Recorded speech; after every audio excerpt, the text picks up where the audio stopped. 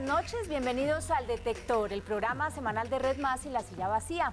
En este espacio le ponemos el ojo a lo que dicen los políticos, si es verdad o es mentira. Muy a propósito de esta época de posverdad y en pleno momento electoral en este que vive el país. Yo soy Clara Estrada Cano y es un gusto saludar a Juan Esteban Lewin, subdirector de La Silla Vacía y quien nos contará si lo que ellos dicen es verdad o no. Juan Esteban, buenas noches, qué placer, otro jueves contigo acá. Hola Clara, sí, aquí felices, listo para poner el detector. Sí señor, ¿y a qué le vamos a poner el detector esta noche? Pues esta noche se lo vamos a poner a un debate que hicieron Hora 20 de Caracol Radio, Red Más y La Silla Vacía el martes pasado a 4 candidatos al Senado de diferentes grupos que votaron por el sí. Recuerden que pueden seguir o comentar en redes este programa con el hashtag numeral El Detector. Sí, señor, y vi que le pusieron, bueno, fueron 4, Gustavo Bolívar, candidato también por, aquí lo tenemos, por la lista de la decencia de Gustavo Petro, Iván Márquez de la FARC, y también Iván Marulanda, que no es cabeza de lista, pero es el candidato principal del candidato a la presidencia, Sergio Fajardo, y Así por es. la U, cabeza de lista, Roy Barreras, y otros cientos de candidatos que nosotros vamos a poder elegir el próximo domingo 11 de marzo. Así es, decidimos hacerlo porque ya se vienen en 2 Sí, semanas, señor. poco más de 2 semanas son las elecciones al Senado, entonces es importante que ustedes conozcan un poco a estos candidatos y qué han dicho. Sí, señor, y arranquemos entonces con la primera afirmación y es la de Márquez. Pensando en que se debe librar un combate a fondo a la evasión y a la ilusión de impuestos, se calcula la evasión en unos 300 billones de pesos. Tenemos que Upa, una cifra tan grande, uno se asusta, ¿es verificable? No, cuéntanos en esta qué es. Bueno, pues sí es una cifra difícil, pero estuvimos revisando. Él dice, se calcula la evasión en tanto. ¿Se calcula en eso? Pues esto es falso. ¿Por qué? ¿Por qué es falso? Pues porque estuvimos revisando los principales estimativos que hay para cuánto es la evasión en Colombia. No hay manera de saber cuánto es la evasión por su naturaleza, Pues es no claro, pagarle porque es ilegal, entonces es ilícito, no lo sabemos. Exactamente. Pero les traemos varias cifras. Aquí les traemos la primera, que es una de tasas de evasión en América Latina que hace la CEPAL, la Comisión Económica para América Latina. Es una Ajá. institución muy reconocida en toda América Latina de temas económicos. Esto es Colombia. Aquí pueden ver cuáles son las cifras en porcentaje de evasión. Dicen que va de el IVA más o menos del 20% y la renta del 34,4%. Son los dos principales impuestos. Eso, el 20% y el 34% respectivamente, para las cifras del año pasado, equivaldría a 7,5 millones de evasión en el IVA y a 19 en la renta. Y eso sumaría 26,5 billones de pesos. Pero entonces está lejísimos de los 300 billones. Está muy lejos, pero hay que revisar porque este es un estimativo, entonces revisamos otro. Aquí les traemos otros porque miramos los más importantes. Esta es una nota de prensa del Nuevo Siglo. Básicamente esos son estudios de la DIAN. Dice que por evasión a IVA, renta y consumo serían 30. 30, o sea, sigue estando muy por debajo. Sigue estando muy por debajo. Pero no nos quedamos ahí, les traemos uno más. Aquí les traemos, este es el Fondo Monetario Internacional. Tiene una cifra diferente que ya les traduzco. Dice que los cálculos más recientes, esto es del 2016, sugieren que la evasión de IVA y de renta, los mismos de antes porque son los principales impuestos, suman el 4% del PIB. ¿Cuánto es el 4% del PIB? 34 billones de pesos más o menos. Claro, o sea que todas las cifras de lo que tú nos acabas de mostrar van casi por la misma línea y siguen siendo muy por debajo de los 300 billones. Así es, aquí les recuerdo cuáles son las cifras finales. En esta gráfica la vemos muy rápidamente. La evasión de impuestos en Colombia, según la CEPAL, 26,5. La DIAN, 30. El Fondo Monetario Internacional, 34. Entonces, 30, 34. Iván Márquez dijo 300 billones.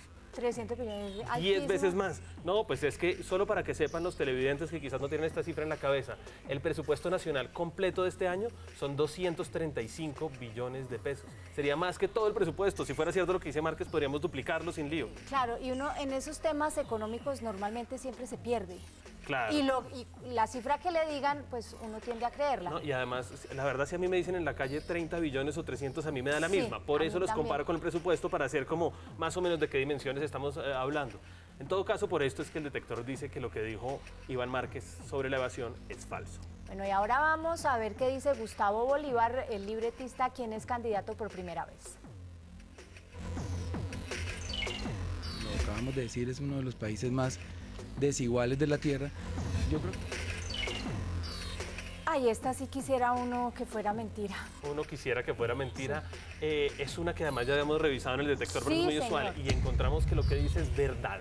Lo que dice Ay. Gustavo Bolívar es cierto. Somos uno de los países más desiguales de la Tierra. ¿Y basado en qué, por ejemplo? Lo revisamos con los datos oficiales quizás más grandes que hay para comparar en el mundo, que son los del PNUD, el Plan de PNUD, las Naciones sí. Unidas para el Desarrollo, el PNUD. Aquí les traemos unas cifras que vienen de los datos de ellos. Esto es cómo está el tema de igualdad en América Latina, básicamente comparando el 20% más rico con el 20% más pobre. ¿Cuál es la relación que Claro. tiene el 20% más rico? ¿Cuánto El uno más? y del otro, sí. Entonces aquí tenemos el país que la verdad en América es un Obviamente, campeón, Haití, es Haití, claro. tristemente, pero después viene Colombia. Por encima de ahí vemos Pero Paraguay, yo no veo Brasil, ahí a Panamá. Venezuela.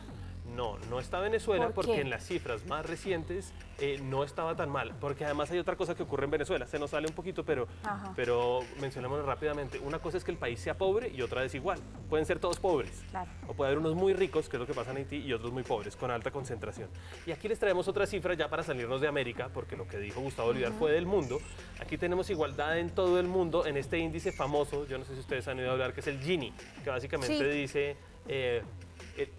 si el Gini fuera de 100 en esa escala que tenemos ahí, todo lo tendría una sola persona. Y si fuera de 0, todo el mundo tendría la igualdad perfecta, exactamente lo mismo. Entonces, más cerca de 100, estamos más cerca de la desigualdad total. Y como ven, Colombia está muy mal. Pues no pero tan por mal como Haití y supuesto. Botsuana, pero está a 53,5. Al final es el octavo del mundo. Cuando Que uno eso mira es- por que Gini. eso es una Pues son cifra- de más de 160 Somos un países. país muy, muy desigual. Así es, y entonces por eso es que decimos que lo que dice Gustavo Bolívar acá es verdadero. Bueno, y veamos la afirmación que sigue, porque Gustavo Bolívar se refirió a la educación y pintó un panorama muy sombrío. universidades. Hay un 85% de bachilleres que se quedan por fuera de la educación superior. Eso. ¿Esa es la cifra? ¿Ese porcentaje es tan alto? Pues lo estuvimos revisando con las cifras oficiales del Ministerio de Educación, básicamente, y encontramos que es falso. Ok. ¿Y por qué? ¿Por qué es falso? Pues básicamente porque no es tanto. Afortunadamente porque el 85% de los bachilleres no entran a la educación superior, sería altísimo. Aquí les traemos una de las gráficas, una gráfica con la tasa de cobertura. La tasa de cobertura mide cuánta gente de 17 a 21 años está en educación superior de la población en Colombia. Y aquí, aún antes de llegar al 85, no quiero que vean cómo suben las cifras. Hace 15 años estábamos en el 23%, el 2015 ya estábamos en el 50% y ha seguido subiendo un poco. Que es triste. Es triste, es baja, pero estamos mejorando. Y eso también es bueno decirlo. Y en todo caso estamos muy lejos en esa medida del 85%, es el 50% en realidad. Pero les traemos otro dato que sirve para medir más o menos lo mismo, que no es tasa de cobertura, Ajá. que lo pueden ver aquí en pantalla. Este muestra cuál es la matrícula, cuántas personas están en cada nivel de formación en Colombia. Y ahí vemos también, quizás en este se ve menos claro, pero cómo vamos creciendo. Aquí Sí, hay porque esa no la tengo tan clara. no, y aquí hay un dato además que es muy relevante. La verde dice todas las personas que están en educación superior. Las de diferentes colores son de los diferentes tipos de educación superior. ¿Cuáles son? Pues uno tiene la educación universitaria, que conocemos todos, pero también hay unas personas en educación técnica, tecnológica, en maestría, especialización o doctorado. Pero sobre todo la técnica y la tecnológica quiero que se lo tengan ahí un momentico en la cabeza. La mandarina. La mandarina es la técnica, y la que es como un lila, la que está al lado del violeta morado Sí, de la universitaria, la segunda más grande siempre, es la tecnológica. Esa es la gente, por ejemplo, que está en el SENA y que tiene una formación que es reconocida como educación superior no profesional. Eso quiero que lo tengan en mente, porque ahora les traigo una nueva cifra y ya van a ver por qué. Si vieron, como siempre, era relativamente importante. Cuando miramos en esto, la tasa de graduación es cuánta gente se gradúa con título universitario. Sin hablar de estos que nos estaban mencionando, el técnico, el tecnológico, los del SENA. Exactamente, por que yo ejemplo. creo que ahí es donde puede estar el error de Gustavo Bolívar. Claro, es que yo creo que él se descachó grandemente, porque él al parecer hablaba solo de los universitarios y no tuvo en cuenta esto, no tuvo en cuenta los así técnicos es. y los tecnólogos. Pero inclusive en ese caso, si podemos volver a poner un momentico la gráfica en pantalla, ahí vemos que la tasa de graduación, es decir, de gente que termina la universidad, Sí. no que inicia, es del 21%. Si uno supone que hay gente que hace uno, 2, 4 semestres y no se gradúa, la gente que entra es más de ese 21%, ¿verdad?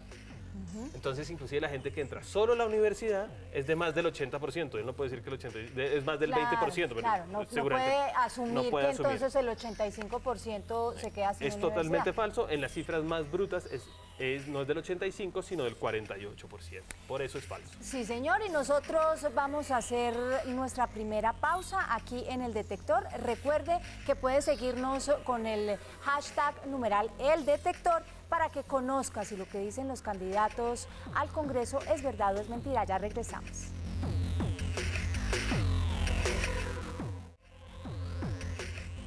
Y regresamos al Detector, donde también le ponemos la lupa a Gustavo Bolívar, quien se refirió a la plata.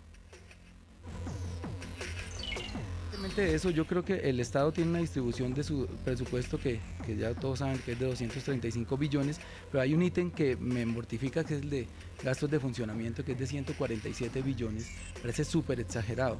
¿Y por qué está tan grande? Porque es tan grande porque ese es el capital que utiliza la corrupción para amasar clientelas electorales, versus una inversión que tiene 39 billones, que me parece muy poquita con relación a los gastos de funcionamiento. Aumentaría los gastos Uy, está hablando de que es más o menos 4 veces más. Eso es más o menos lo que dice, pero estuvimos revisando las cifras oficiales y encontramos que esto es exagerado. ¿Por qué es exagerado? Básicamente, como pueden ver en estas cifras de acá, que salen en pantalla, porque Gustavo Bolívar acierta en el presupuesto, en el gasto de funcionamiento, el presupuesto sí es, 147 billones, pero reduce el de inversión. Vean que es de 40 y no de 35 billones, sale en la columna del final. Que igual la diferencia sí es... La diferencia es muy grande, por eso no es falso, pero claro, sí es exagerado, porque lo que la relación de él sería como 4,2 veces y es como 3,6 veces. Igual es cierto. Veamos solo, porque pensamos quizás eran las cifras del año pasado, pero no. El año pasado la inversión era 41 billones y el funcionamiento era 140, entonces tampoco. Pero además es exagerado en otro sentido. Él dice esos 147 billones son, ¿qué fue lo que dijo? Para amasar la corrupción o algo de ese estilo. Dijo. Bueno, cuando uno empieza a mirar en detalle esos 147 billones de pesos, ahí está todo el presupuesto de la Policía Nacional, el presupuesto del Ejército y de todas las fuerzas militares, está el presupuesto para la rama judicial para pagar a los jueces, el de pagar a la Fiscalía, el del Sistema General de Participaciones con el que se le paga a los maestros, el de la o sea, muchas salud pública. cosas. No es para amasar y para calentarle el puesto a los otros. Así es, entonces en esa medida, pues seguramente hay corrupción, pero decir que todo es de corrupción es exagerado, por eso es exagerado.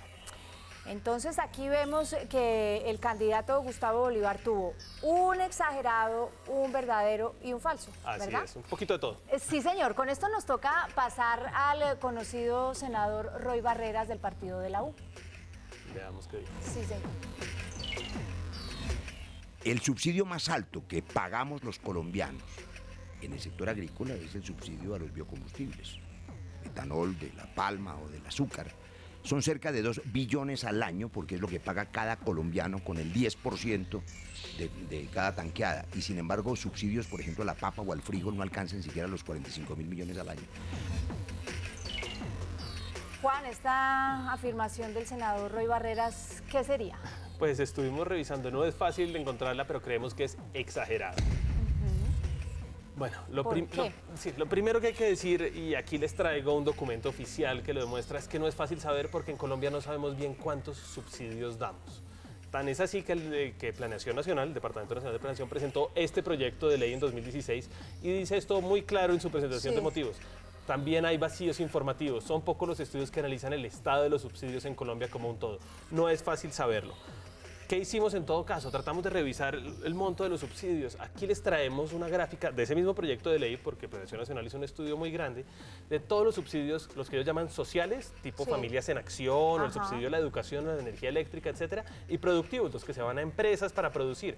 Y vean que nunca llega a los 2 billones de pesos de los que habla Roy Barreras, todos los de productivos, todos los que haya para todo tipo de subsidios productivos. Lejos de los 2 billones. Lejos, del más alto es 1,3 en 2012. Y aquí les voy a mostrar hacia dónde se van esos subsidios productivos en concreto. Miren los diferentes años y pueden ver, hay una plata que se va para Impulsa, para empresas nuevas, otra para ProColombia, para exportadores, otra para Colciencias, para innovación, ciencia y tecnología. Y el azul, que sí es el más grande, es el de Finagro, para el agro. que eran los que se refería a Roy Barreras, ¿verdad? Entonces, y eso llega a ser el año 2014 más o menos medio billón de pesos. Él hablaba de 2 billones y de 45.000 para la papa. Y para el medio trigo. billón es Medio billón. ostensiblemente mucho menos. Es mucho menos de los 2 billones de pesos. Entonces eso ya de entrada uno dice, está muy raro, quizás no es. Y aquí les tengo un dato desagregado de eso, de esos de Finagro. Finagro da créditos, da incentivos, da una serie de apoyos. Aquí están los de la caña de azúcar y panelera y la palma, que es de donde sale, como muy bien dice el senador Barreras, esos biocombustibles. Pero no solo pero no solo es para biocombustible. Exactamente. Uno piensa que también va para otra, la caña de azúcar. De la caña sale el azúcar, salen las mieles para los licores, de la palma salen todo tipo de productos diferentes de aceite, y todos esos sumaban un poco menos de los 2 billones, pero para todo. Entonces uno dice, ¿de dónde salen los 2 billones? Y la papa vimos que eran, lo que pasa es que pasamos muy rápido, 138.000, esto incluye subsidios. Incluye créditos, perdón, que no todo lo que le prestan a uno es subsidios, sino solo lo que se gana en intereses versus tener en un banco. Entonces, la relación en todo caso no es de 40 veces como había dicho él, ¿no? La proporción entre papa, palma y caña de azúcar. Pero queda una cosita. Entonces uno dice, no, esto es falso. ¿Por qué no estamos seguros de que sea falso? Hombre, esto es algo un poquito complicado. Pero resulta que, quizás si ustedes recuerdan, la gasolina y el ACPM en Colombia tienen un biocombustible. Por ley tienen que tener un biocombustible, una mezcla de un aditivo que puede ser bioetanol o puede ser alcohol. Pero básicamente, entonces ahí hay un mercado, porque como es obligatorio que Ecopetrol tiene que comprarles a los palmeros, a los palmicultores y los cañicultores esos derivados para mezclar a la gasolina. Y lo tiene que hacer a un precio que no se define por oferta y demanda, sino que está regulado.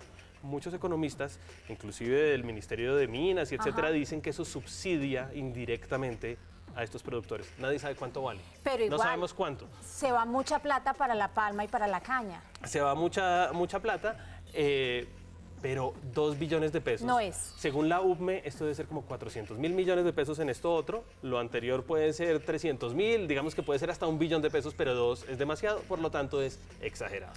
Y nosotros vamos a hacer una pausa acá en el detector, hoy poniéndole la lupa al debate de hora 20 el pasado martes 20 de febrero a varios de los candidatos al Congreso que estaban en favor de sí al referendo por la paz.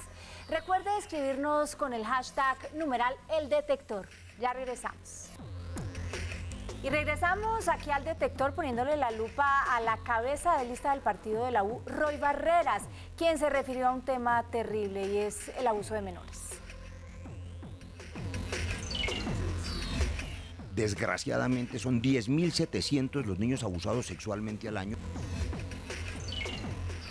Ay no, Juan, esa cifra sí duele en el alma. Así es, y la pusimos en el detector y encontramos que es verdadero. Ay Dios. Es más, si existiera la categoría, podríamos decir se quedó corto. Cierto, y se quedó corto. Se quedó corto porque habrá muchos que no denuncian. Que no denuncian. Y en todo caso, miren acá una cifra de la directora del ICBF, Karen Abudinen, habló de 1.200 casos de abuso sexual el año pasado. 11.200, más de los 10.700 que habló Roy Barreras. Y una cifra aún más grave, el director del Instituto de Medicina Legal dijo esto, que van a ver acá. La violencia sexual en Colombia este año aumentó a razón de cerca de un 9.2%, pero lo más preocupante es que el aumento se da en el caso de víctimas menores de edad. Este año registramos 22.519 estudios de violencia sexual. No, eso es escalofriante. Sí, más de 19.000 menores de edad de los que hay dictámenes en medicina legal, no sabemos los que no, entonces es terrible. No sabemos la cantidad de jóvenes, niños, adolescentes que no han denunciado. Pero ahora pasemos a analizar otra afirmación del candidato Roy Barreras, menos triste, al menos un poquito. Es un problema difícil porque hay una crisis humanitaria de hacinamiento, hay 35.000 colombianos en las cárceles que no son culpables todavía, sino que son imputados. Eso todo lo retrasa, eso todo lo complica. ¿Cómo analizamos esto? Sí, es muy triste. Pues lo primero es mirar la cifra. Le pusimos el detector a la cifra de 35.000 personas en las cárceles no condenadas y encontramos que es verdad. Es más, una vez más, se quedó un poquito corto. Aquí están las cifras oficiales del IMPEC, que tiene un censo permanente de las personas que están en las cárceles. Y esto es al 31 de enero de este año, había casi 37.000 sindicados, los llaman ellos, que son personas que están acusadas, digamos, de algún delito, pero no han sido condenadas. Están en proceso y pueden terminar siendo culpables o inocentes. Y había 78.000 condenados. El punto es que es un porcentaje muy alto. Incrementa el hacinamiento, a veces la gente dura ya 2, 3, 4 años, al final sale libre, inocente, entonces demanda al Estado, perdió 3, 4 años. Es un problema muy grande, pero en todo caso, para el tema de las cifras del senador Barreras, esto es verdadero. Bueno, y nosotros, el tiempo ya se nos está acabando, ¿y por qué no oímos a Iván Marulanda, Juan? Pues no vimos a Iván Marulanda porque revisamos todo el debate, todo lo que dijo, y en general dijo cosas generales, amplias, un poco abstractas, a las que no le podemos pasar el detector. De hecho, Iván Márquez tampoco dijo muchas más cosas, pero logramos encontrar alguna. El detector no puede revisar promesas o muchas otras cosas, entonces no lo pudimos hacer. Y podríamos hacer entonces un análisis final de cómo quedó este detector esta noche. Claro, aquí les traemos los datos básicos, pero le revisamos a estos 3 candidatos, dado que en Marulanda no podemos hacer 7 afirmaciones. Encontramos 3 verdaderas, 2 falsas y 2 en esa zona gris, que son básicamente Las 2 exageradas. En este caso, 2 exageradas. No sé si eso es bueno o malo, la vez pasada se lo habíamos hecho a una sola persona, eso puede ser distinto. Claro que sí, y a nosotros el tiempo se nos acabó. Muchas gracias, Juan. La cita es el próximo jueves a las 10 de la noche, aquí en una nueva emisión del Detector, para que usted tenga los argumentos y tome una decisión a conciencia en las próximas elecciones. Juan, muy buenas noches, muchísimas gracias. No, muchas gracias, Clara. Nos vemos dentro de 8 días y ojalá esperamos alcanzar a detectar a otros candidatos al Senado para que ustedes puedan decidir a conciencia la primera elección que se viene. Así es. Feliz noche. Chao.